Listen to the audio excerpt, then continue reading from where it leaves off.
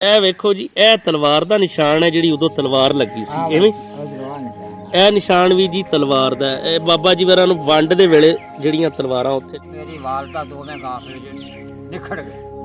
ਆ ਪੱਕਾ ਜੱਗਾ ਇੱਥੇ ਨੇੜੇ ਜਿਹੀ ਆ। ਪੱਕਾ ਜਗ੍ਹਾ ਇੰਡੀਆ ਵਾਲੀ ਸਾਈਡ ਤੇ। ਹਾਂ ਅੱਛਾ, ਇੱਥੇ ਮੇਰੀ ਵਾਲਦਾ ਬਹੁਤ ਮਾਰੀ। ਆ 3 ਮਹੀਨਿਆਂ ਪਿਛੋਂ ਬਾਅਦ ਇੱਥੇ ਆਇਆ ਸੀ ਆਦੇ ਮਾਂ ਪਿਓ ਕੋਲੇ।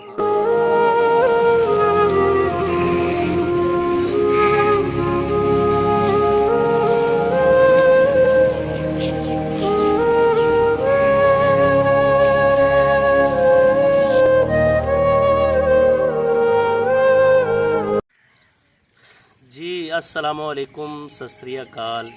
एक बारी फिर सारे मित्रों नूं रंगला पंजाब के विहड़े जी आया नूं।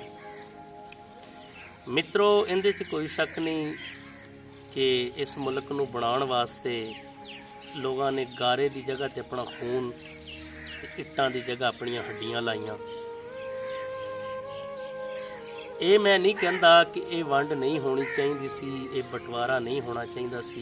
ना मेरा इन्ना इलम है, ना मेरी इन्नी ताकत है, पर मैं ये ज़रूर कहांगा कि इस वंड दे विच ते इस 47 दे बंटवारे दे विच लोगों ने अपने खानदान खो दिते, माल जान खो दिती, ते प्यारे प्यारियां तो विछड़ गए, ते रह गईयां सिर्फ यादां। ते असी वो यादां रंगला पंजाब की राही तुहाडे कोले लैके आने हैं। उन्हां विचों ही एक याद इस वक्त साडे नाल मौजूद है। उस दौर की एक सोहनी जी रूह साडे नाल मौजूद है। अज रंगला पंजाब के विहड़े असी तुहानूं उन्हां नाल मिलवाने हैं। इन्हां दा ताल्लुक मिलशनाबाद नाल है। साडे नाल बाबा लाल खां मौजूद ने। की हाल है बाबा जी? शुक्र है अल्लाह का। बाबा जी, सब तो पहले तो सलाम बुला दो, क्योंकि जिन्होंने वतना जो तुम इंडिया चो आए जो भी थानू वेख रहे हैं उन्होंने जरा सलाम कह दो। अस्सलाम वालेकुम। बाबा जी का सलाम कबूल करो जी। अच्छा बाबा जी, पाकिस्तान ते हिंदुस्तान की जदों वंड हुई है हाँ, ते तुहाडी उम्र किन्नी सी?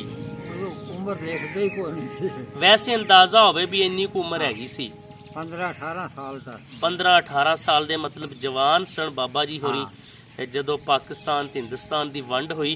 ते बाबा जी, अपना इंडिया दे विच हिंदुस्तान दे विच वसेब किहड़े पिंड दा सी?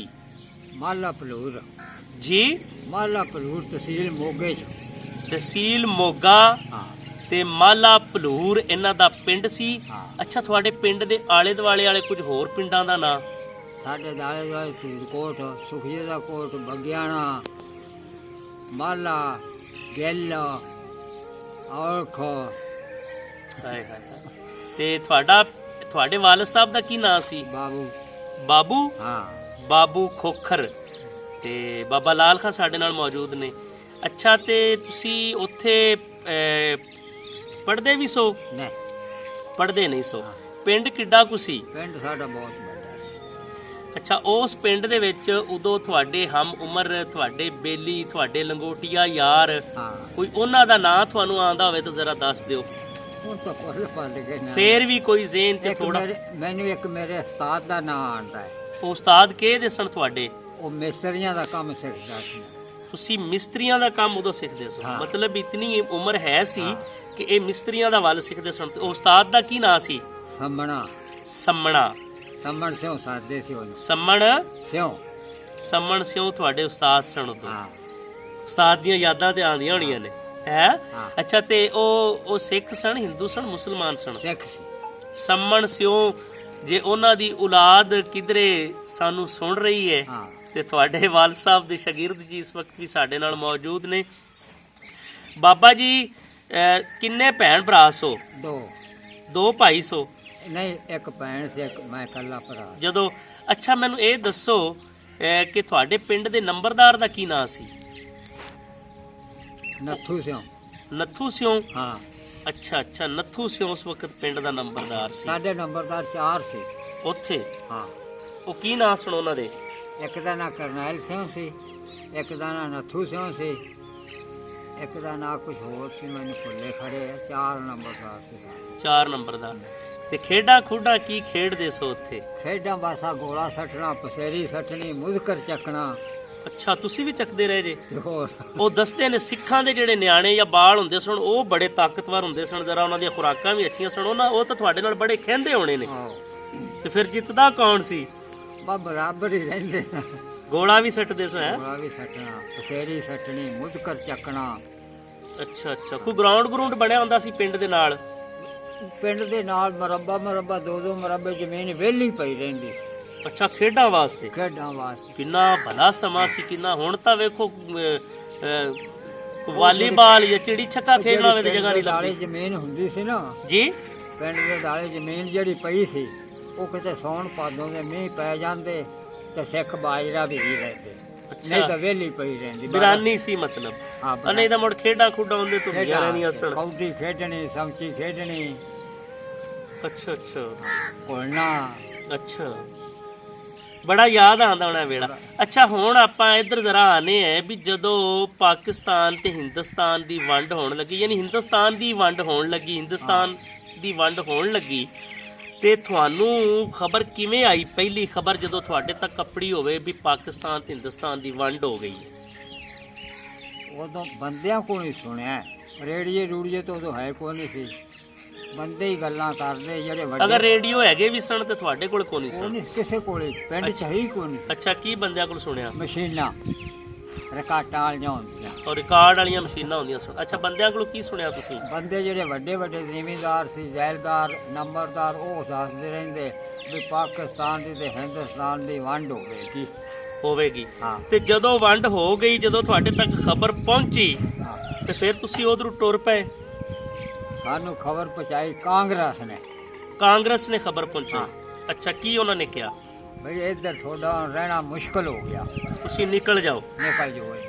ਤੇ ਜਦੋਂ ਤੁਸੀਂ ਉੱਥੋਂ ਨਿਕਲਣ ਲੱਗੇ, ਤੁਹਾਡਾ ਕੀ ਮਾਲ ਸਮਾਨ ਸੀ? ਮਾਲ ਸਮਾਨ ਸਾਰਾ ਉੱਥੇ ਹੀ, ਕੀ ਰਿਹਾ ਉੱਥੇ? ਕੁਛ ਹੀ ਨਹੀਂ ਲਿਆਦਾ। ਤੁਹਾਡੇ ਕੋਲ ਕੀ ਸੀ ਜਿਹੜਾ ਉੱਥੇ ਰਹਿ ਗਿਆ? ਸਭ ਕੋਈ ਮਈਆਂ ਗਾਈਆਂ। ਮਈਆਂ ਗਾਈਆਂ ਕਿੰਨੀਆਂ ਸਨ? ਮੇਰੇ ਕੋਲ 2 ਮਈ ਸੀ। ਉਹ ਉੱਥੇ ਹੀ ਰਹਿ ਗਈਆਂ? ਗਾਈਆਂ ਵੀ ਉੱਥੇ ਹੀ ਰਹਿ ਗਈਆਂ? ਤੇ ਘਰ ਕੱਚੇ ਸਨ ਜਾਂ ਪੱਕੇ ਸਨ? ਕੱਚੇ ਘਰ ਸਨ। ਅੱਛਾ, ਤੇ ਉੱਥੋਂ ਕਿੰਨੇ ਜੀ ਤੁਸੀਂ ਟੁਰੇ ਤੇ ਕਿਸ ਟਾਈਮ ਟੁਰੇ? ਉੱਥੋਂ ਜਦੋਂ ਨਿਕਲੇ ਤੁਸੀਂ ਪਾਕਿਸਤਾਨ ਵੱਲੇ, ਹਾਂ, ਤੇ ਕਿੰਨੇ ਜੀ ਸੋ? ਅਸੀਂ ਸੀ 4 8 ਜੀ। 8 ਜੀ? 8। ਤੇ ਰਸਤੇ ਦੇ ਵਿੱਚ ਕੋਈ ਹਮਲਾ ਤਾਂ ਨਹੀਂ ਹੋਇਆ ਤੁਹਾਡੇ ਤੇ? ਹਮਲਾ ਹੋਇਆ ਸਾਡੇ। ਉਹ ਜ਼ਰਾ ਦੱਸੋ ਕਿਵੇਂ ਹੋਇਆ? ਮੁਕਤਸਰ ਹੋਇਆ ਹਮਲਾ ਸਾਡੇ। ਮੁਕਤਸਰ ਆ ਕੇ? ਹਾਂ। ਉਹ ਕਿੰਨੇ ਕੀਤਾ? ਸਿੱਖਾਂ ਨੇ। ਫਿਰ ਉਹਦੇ ਚ ਕੀ ਤੁਹਾਡਾ ਨੁਕਸਾਨ ਹੋਇਆ? ਕੀ ਸਾਡਾ ਹੋਇਆ? ਨੁਕਸਾਨ ਉੱਥੇ ਬਹੁਤ ਹੋਇਆ ਗਾਫਲੇ ਦਾ। ਜ਼ਰਾ ਉੱਚੀ ਆਵਾਜ਼ 'ਚ ਦੱਸੋ। ਗਾਫਲਾ ਸਾਡਾ ਬਹੁਤ ਲੰਮਾ ਚੌੜਾ ਸੀਗਾ।